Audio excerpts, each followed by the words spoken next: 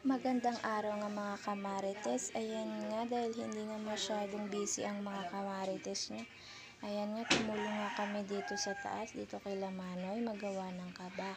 At syempre, naghugas nga kami ng mga kamay namin bago nga kami dyan maglagaw-lagaw ng gagawing kabak. Syempre, kailangan malinis ang kamay bago tayo magbilog-bilog ng aming paggawang kaba.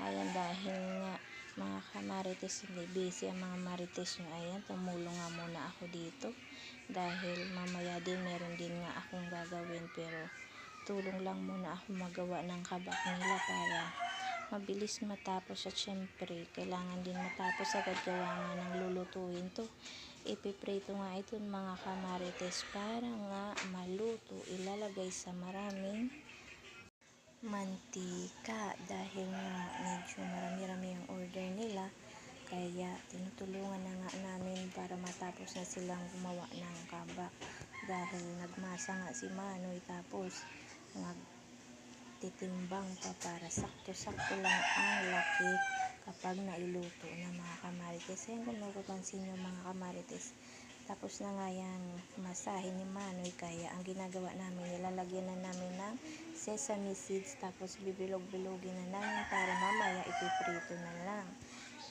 Ganon katagal yung proseso mga kamarites bago nga maluto yung kabak na yan.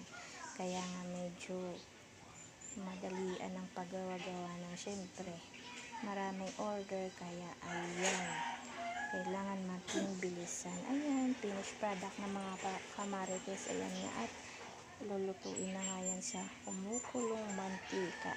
At kapag naluto na nga yan mga kamarites, lumulutang nga yan kapag naluto na, katulad ng isang nakikita nyo, lumulutang siya kapag luto na. Kaya ayun, hanggang doon na lang muna ang aking video mga kamarites. Salamat!